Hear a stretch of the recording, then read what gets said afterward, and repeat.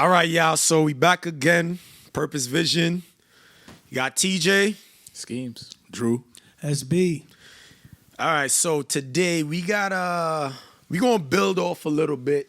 I know we sat down and we spoke about identity and kind of like our journeys to find ourselves. In that episode, we actually had Esmo giving his experience. So Sean, we'll give you a little chance. SB rather, we'll give you a chance to kind of touch on that. But today we're going to dig a little deeper and we're going to talk about being consistent with your identity through crisis. So many people might ask, or the question might come up, when things happen, when things go wrong, how do I stay true to my identity, right? So that's what we're going to get into. And before we do that, so Sean, in terms of your process of finding yourself, like, talk to me about that for you. Like, do you feel you found yourself? What does that look like for you? I mean, I feel like that's a loaded question. And I feel like at the core, I know who I am at this current point. But I feel like it's an ever-changing journey. I feel like we all feel that way.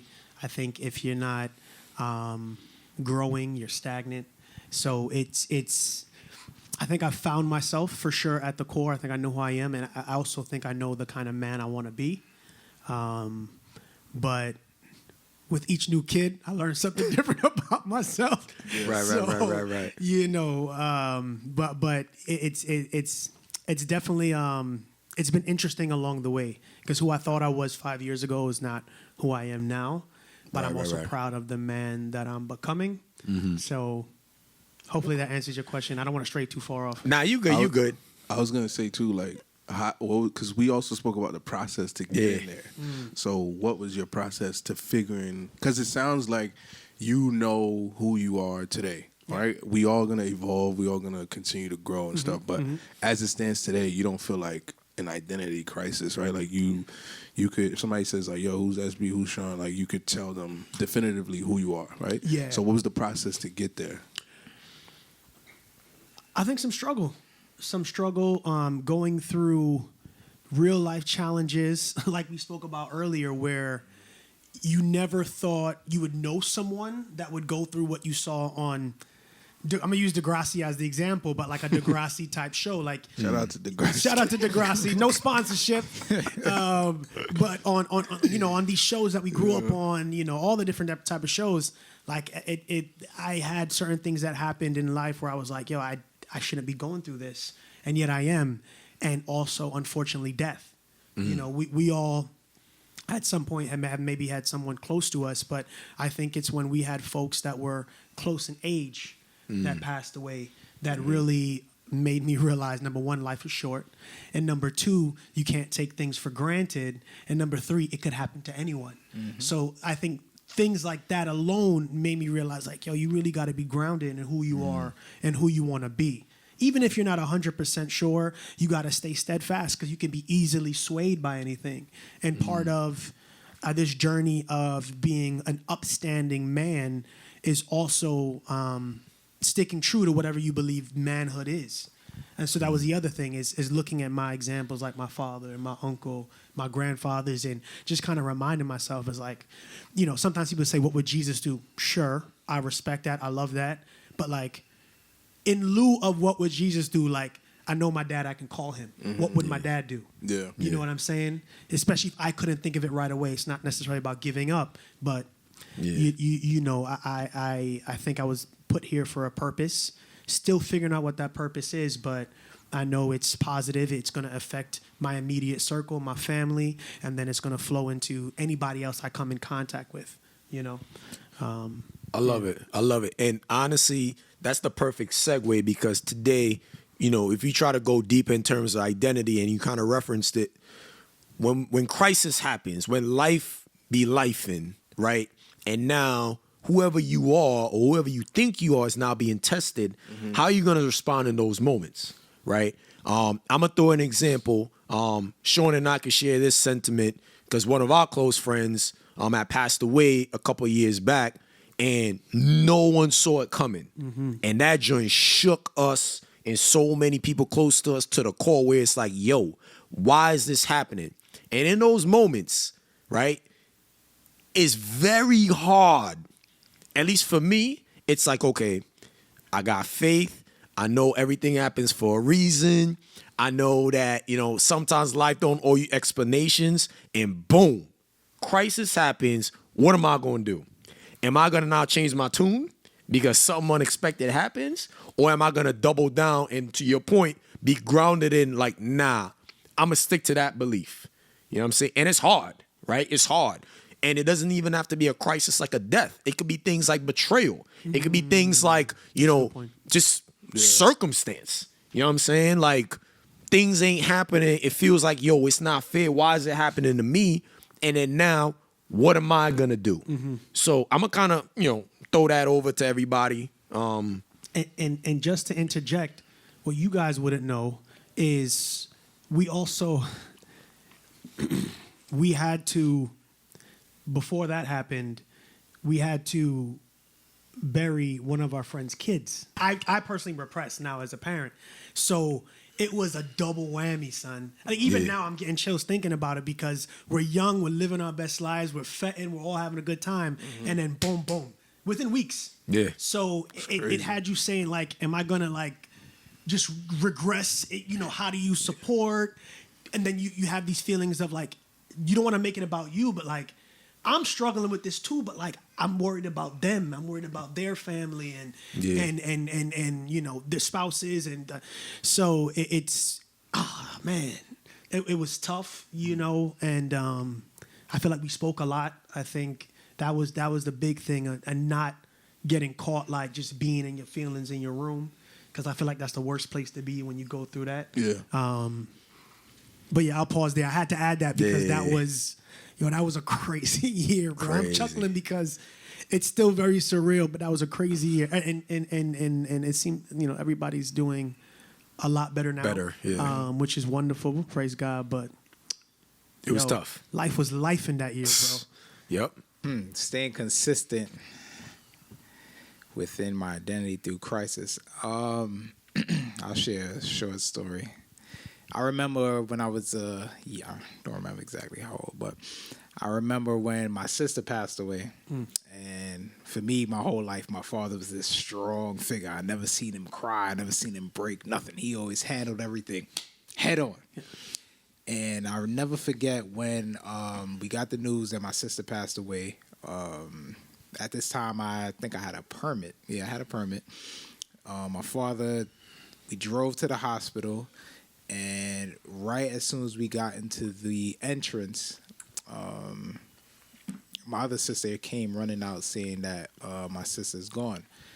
And I seen my father just snap. Like he ran inside looking for her and everything like that. Finally seen her. Then, a lot of doctors and security was pushing him out the room. And he went outside the hospital. I followed him. And I never seen my father like this in my whole life. Like he just threw himself on the floor, started crying and everything like that. It's really emotional to see that because I never seen him cry. Like I said, I never seen him crack. And now I have my own daughter. And sometimes at night I think about that. I'm like, how would I react? What would I do if I have to, go through that same exact thing? And that's tough for me. God forbid. God forbid. Yeah. And I think that, for me, I feel as if you want to keep God close. Hopefully, people have a strong connection with God, the Holy Spirit, and, they have somebody or something they center themselves around. I think that in a moment like that, I would try to reach as much as I can towards God. I don't really know how that would be. I already don't know if I would, end up breaking down what that breakdown would look like. Sometimes I also think about me losing my parents a lot. And in those moments, I think that I was shut down. I see myself shutting down. So I think I carry myself in a way that, I won't be affected. I'll be strong. I'll go through things and I'll fight head first. But I think in certain moments, especially with death, family, loved ones, friends, I really don't know. I really don't know. So I mean, I'm gonna throw this out there, y'all, because I think oftentimes we feel like we need to know how we're gonna respond specifically, and we don't pay enough attention to understanding who we are, so that way in those moments we don't even surprise ourselves. So if I know that I am able to be shaken, right? Awareness is number one. Because if I think, nah, ain't nothing gonna phase me, and then something does, I'm crippled. Because I have no idea, because I'm like, I would have never thought it's possible for me to feel speechless, stunned, surprised, right? So I think having that humility first to understand, like, listen, there might be some things that can happen in my life that I can't predict and I can't foresee, right? But being open enough that when something comes my way that I can't expect, I might not know what to do in that moment. And that's okay, number one. Number two, how do I, in my process of being grounded, really start to think about who I am and not how I'm just going to respond to when things go well, but also when things don't go my way, whatever it might look like, right? We might not have all the answers, and I've said this before when we sat down together. But the one thing that we can do is be in a state of expectancy that there will be moments I don't know what to do, but then have some sort of outlet, right? So if you're God-fearing, you believe in God, it's like, okay, those are the moments where I know I got to tap in because I don't know what to do. And for those that have that, it's a beautiful thing because you never get to a point where you feel completely hopeless because you have something to hold on to. Yeah. You know what I'm saying? But then even in that, you can also have an expectancy that if I surround myself with the right people, which is why the people around you is super important, right? And no man is an island. So anybody that think like, oh, I got this, you will be humbly surprised. So not only do you surround yourself with the right people, but you also have this sense of where do I go when all else fails? For me, you got to have that because without those two things, when those curveball comes, you really going to look at yourself and be like, yo, like, who am I now? Yeah. What do I do? Because I don't know. You know what I'm saying? You know what? As you were speaking, I kept thinking like anchor. Like, what's your anchor? Because I find sometimes it's not really about, like we spoke about, unfortunately, death, but like it's just crisis in general. Like, Yeah. you somebody getting robbed. The first time, man, them got pressed by them little Crips on Junction. Yeah. You know, you the coolest man in the school, but when you leave the school and now you in unknown territory, you don't got the goons with you. What do you really do, and how do you move with it? And I really think it's like your natural reaction is your natural reaction, but what's the anchor that takes you from like, oh my gosh, I'm floating to like bringing you back down to earth? And I think going back to the identity thing, I'm so grounded in being whatever I think our definition of a man is, that like I'm grounded in that. So even when it comes to death, I react the way I react. You know, he's seen me cry before. Yeah. But I reel my shit. I don't know. You good. I reel my shit back in because I'm like, I'm a man, bro. I got to deal with this. This too shall pass. You see what I'm saying? So it's one of those things where like grandparents died last year. I don't even think I cried right away because I was so focused on my family. You see what I'm saying? But like I was a little broken. Yeah. But I pushed through because I feel like I had no choice. And it's not like something that made me like depressed or anything. It's just like, yo, it's what you have to do. Right. You know what I'm saying? Like I have this unusual, not fear, but like I don't like rodents, you know. Yeah. And I had to deal with a rodent in the crib, but I'm looking at my shorty and my baby, and I'm like, I gotta handle this. So I literally, like, metaphorically picked up my pants and caught the dude with a plastic bag in my hand, and I almost threw up, but I had to deal with it. Like I was, like I think, and I feel like that's hopefully I'm answering the question. Like I think that's why I know myself, because I still had to deal with it, but I wasn't afraid of whatever my natural reaction was. Like, it's okay to be scared. I feel like people get so scared of being scared, they avoid it. Or get so scared of being sad, they avoid it. So when the unexpected happens, it's not a fight, or they're just frozen. Yeah. You know what I'm saying? Versus like you going to be scared for a moment and throw the hands, be scared for the moment and catch the rat. You know what I'm saying? Like it's so. You still got to follow through. You still gotta follow through, gotta bro. follow You through. still gotta It's- hold it down.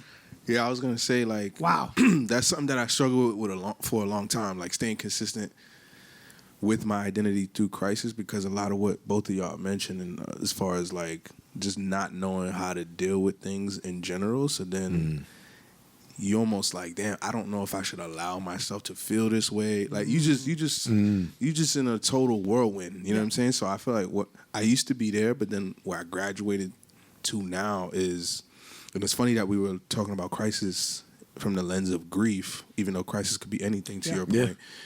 But I kind of look at crisis as similar to like the whole 5 stages of grief thing, where you're gonna go through different stages. Right. And it's just important to allow your, and it might not be in the same order, because for you, when you said, yo, you had the rodent issue, let's say we map out the stages, and like fear is stage 1. Like you might not have the chance to go through Bro, I had no stage. chance. You got time. It was You gotta shock, respond. and Yeah, it was, so you might have to shuffle the order a Yo. little bit. You know what I'm saying? But I think the important thing is wish I with would do crisis.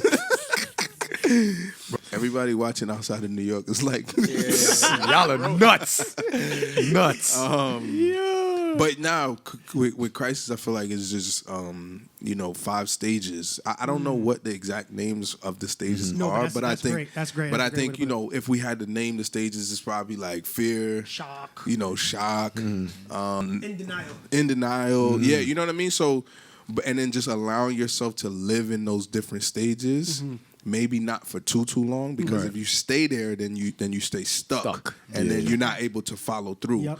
You know what I mean? So going back to your example, it's like, yo, if somebody run up on you, like as a human, I'm gonna be a little concerned. You know what I'm saying? But I'm not gonna stay concerned too long.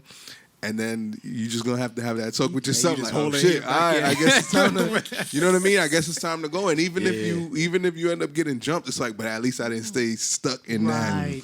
that stage of fear. So for me now to bring it home, it's like I stay consistent within my identity through crisis, because I understand there's different stages, and I allow myself to live in each one of them and pull in the support where necessary. Yeah. You know what I mean? Because even at this stage of like, I don't know, getting help, maybe that could be another stage. Like that's something that I severely avoided, because it was just like, nah, I'm gonna just deal with everything internally. But there's consequences to that. You know what I mean? Like what they say, like don't suffer in silence and stuff like that. You know what I mean? So it's just stages, and we all human at the end of the day. I mean, the rough part of it all is, a lot of people don't have that, the friend group or somebody they feel as if they can turn to. Some people don't want to pick up the phone and look for a therapist or dial in a hotline and everything like that. And that's why you see that people are taking their lives more often. So I think that the main thing is we got to get comfortable with reaching out to one another and letting each other know, somebody you trust, of course, what's going on, and hopefully you'll be able to get through. Yeah, that's a big one too. Yeah. Especially depending on how you was raised, what community you come from. Yeah. Because you spoke about seeing your pops like never Break know, down and never none of show that. emotion. So imagine, if let's say that was the only person that you had to reach out to. How are you going to reach out? Even though that's your pops, but it's like you probably already have a preconceived notion of what he's going to tell you if you wanted to be in the stage of like vulnerability or emotion and all that kind of stuff. You know what I mean? So. It's interesting because that's why you really can't put all your eggs in one basket. And we touched on it earlier, like you can't study people too much outside, especially outside of your circle, because you really don't know what they have going on, and you really don't know what people are about. Yeah. And we touched on adversity and grit, and how with the different generations, you see that a lot of these each generation has gone through, in my humble opinion, less and less adversity. So now when you talk about crisis, there are many versions of things that we've been through that this next generation that's all phones, iPad, touchscreen will never go through. Even the first time I got tackled in the concrete, like, I was crazy, bro. I was like 13. We should have been playing tackle. We did. There are kids who've never got tackled before, right? But that's a small version of your first interaction with aggression. Yeah. So if you've never even had that in a quote unquote safe space, as in a sport, now when you in the street, now going back to the man them on Junction pressing you for $1, you really, you don't even know what it's like to feel a hit. Yeah, you Shout don't out to even know how Tone do Loc, what man. Shout out, yo, man. Them have out to stories. Tone And McDonald's is the rite of passage, boy. Yo, bro. I'm talking Nah, about bro. the McDonald's, the Burger King, where you just had a. And GameStop. I ain't really have to live that life, but I've Yeah, seen. you took the B6. Unfortunately, I grew up in the neighborhood with some of these dudes, so I knew these. Yeah, dudes, so yeah, I was so you all one right. of You was part of the problem. Right. Yeah, I was all right. You wasn't part of the solution. You ain't have to go through that crisis. I didn't have to go through. I ain't gonna lie. I'm not gonna pretend like you. I I feel try like to save a couple brothers. So I'm like, Yeah. Yeah. Like, yo, you may not want to go get that McChicken right now. yeah.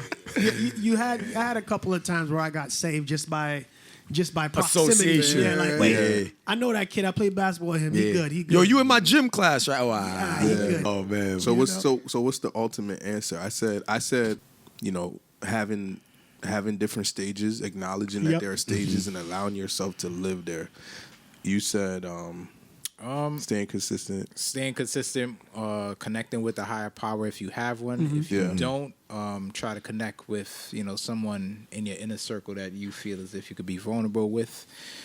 And if you don't have that, your next best bet is try to reach out to a therapist. And you said anchoring, right? Anchor. Yeah, Having that you anchor. gotta have that anchor. Yeah. And it's the fine line of like, don't try to be something you're not. But I think like, at least like for me, like you said, flow through those emotions, but like continually remembering like, I gotta push through. Yeah. That's why I mean, I know it's a different topic, but you kind of touched on it. Like I've Yeah. never had thoughts of not wanting to be here because stuff was so bad. Because I've just been so grounded on like, yo, I'm gonna be good eventually. You know what I'm saying? Like, and just I have to be good. Like I got just too much to live for.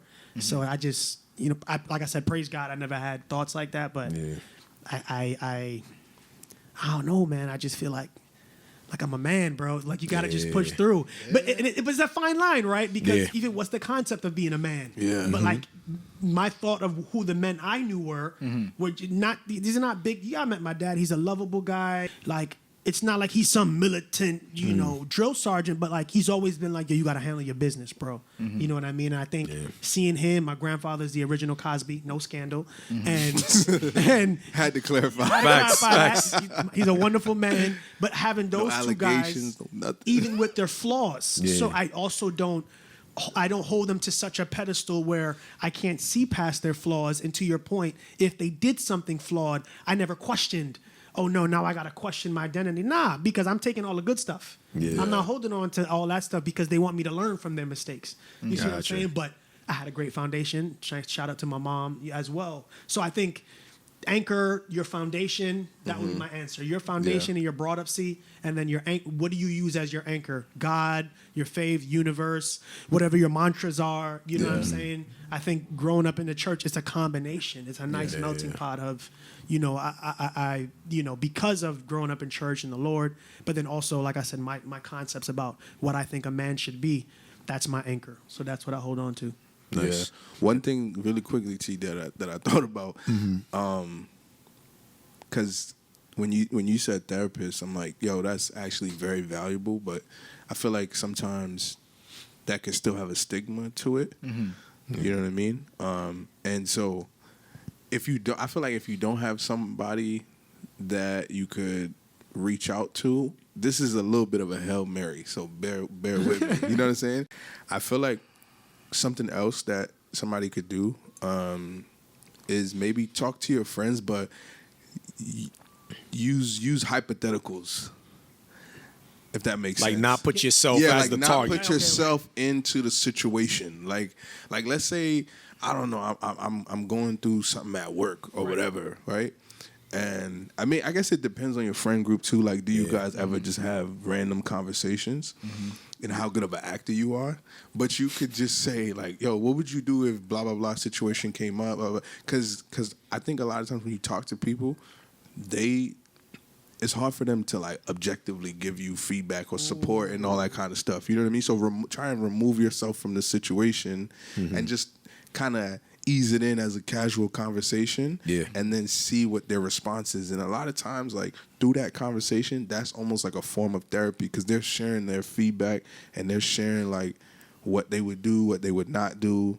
And sometimes like that's all you need to get the perspective so that you can go through things. You know what I mean? No, that like makes a lot of sense. it's a weird It's not. It's like a therapist. Yeah. It's because they're not taking any preconceived notions. Yep. Because it's not you. Yeah. So they take out how they feel about you in their answer, and they're just being raw. Right. With it versus They just which being is what a raw. therapist would be a professional version of a professional, of that. yeah. Wow. But then it's like depending on your friend group, it's like sometimes when you're having a conversation with somebody, if I know the stories about you, I'm gonna be way more like into it, passionate, maybe just telling you no, yes, whatever. But then it's like if we just having a casual conversation about like, yo, what would you do if this came up? Like you coming at it from like, I don't know, just like a way more objective lens, and I'm able to just get a fresh perspective, and then I can leave. Whole time my friend doesn't even know that I'm crying on the inside trying to figure out what to do, and they just solve my problem. You get what I'm saying? Yeah. So And just hypotheticals. wow, That was something that came to my mind too. That's good. That's good. like I don't know that. if people are good enough actors to do Yeah, that. I'm not gonna lie, it's hard Because you may Like, get triggered. Yeah. You may Right. get Yep. triggered and Especially be like, based "Why on you the being so response." defensive? It's not Yeah, about you." exactly. Like, nah, it's about So me, you got to find that friend that y'all Hey. have conversations, Right. like random conversations with, and then just like bring it up. Try to bring it up in a way like have fun with it. You know what I mean? Yeah. Now, but I like that Hail Mary, Drew, because I think it's always about exploring as many different ways to tackle situations, because I don't believe there's a one size fits all in certain, aspects. And depending on your personality, your surroundings, your experience, your wisdom, your knowledge, etc., I think, you do the best you can with what you got, right? And based on where you at, right? But for me, in terms of, being consistent, I think having a mindset and a humility thought process to expect the unexpected. So that way, when the unexpected does happen, because it can and most likely will, you're not shaken from the standpoint of something unexpected happened, right? Now, when that unexpected thing happens, it's a possibility it can happen, and now you're living it. Now you can more focus on tapping into who you are, right? Where am I anchored, right? What is my North Star? So that way I can say, to get through this is where I have to look. This is what I have to focus on, right? This is what I have to stay true to.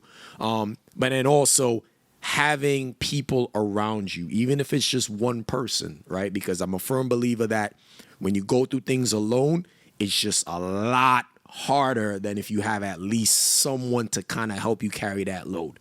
So that's how I would say you can go about being consistent, sticking within your identity, even through crisis. And crisis also does not have to be death.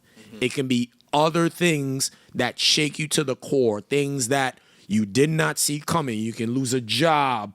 You have a new kid, right? You get into a relationship. It's not necessarily a crisis, but, it's a big change that all of a sudden, whoa, things are different now, right? So I think that's how I would answer it. And I love this conversation, y'all. I feel like it's needed. I feel like a lot of people have moments where they really have to think about who am I when they're going through stuff, because they don't know, right? Or they feel that they don't know. Yeah. But if you can hold on to who you are, if you take the time to really find yourself, like we talked about in that episode, then when these moments happen, you have something to hold on to and stand on. But I got my my final liner. Yeah. If y'all got anything, I I'm don't gonna think hit my SB final. seen this live. You ain't seen. Nah, this you live ain't yet. seen the line Nah, yet. I didn't see it. But this is that liner. Chat GBT, here we Yeah. go. This ain't no chat. See, yo, y'all gonna hate on me every Yo, single time. I'm we gonna do gotta it every close. single time. Before you do the one-liner, I just want to hold on to the humility thing. I think that is the number one thing. You got to have a slice of humility Yeah. to really deal with crisis and then stay within your identity, bro, because we all watch shows and be like, yo, why you did that? Don't go into that room. Yeah. But the reality is, like, what you gonna do? When, you know what I'm saying? With the Yeah. fire that I told you about. Yeah. After this episode, I'll talk to you about that. But you know, you had the moment of panic, 5 stages. Yeah. And I was humble enough to know, like, I never dealt with this, but Yeah. I gotta push through. Now I, want to hear the I one. met some dude. Hold on, really quick. Yo, y'all One more, always one more, doing this. One more. All right, We go can ahead. cut this out. We cut this out. I met this dude at a networking event, and then we exchanged Instagrams. I bagged him, right? And All right, so Rap, thank you for coming out, yeah. everybody. We had a great show. But nah, jokes aside, in his bio, I noticed like as soon as I follow him, it said, "Prepare for the best, expect the worst." And I feel like that's kind of what you're speaking to. You know what I mean? Because I think a lot of times people just preparing for the best, but then you're kind of like in denial to what else could happen. And it's not to be a Debbie Downer or be pessimistic, but it's also to just look at things from all angles. Yeah. You got to. And be real. So with that, Mr. Chat GPT, Can I? take Can it away. I? All right. Lay it down, bro. So, without purpose, you're just a blind man with a map and directions, but no destination. All right, y'all. Until next time, we out.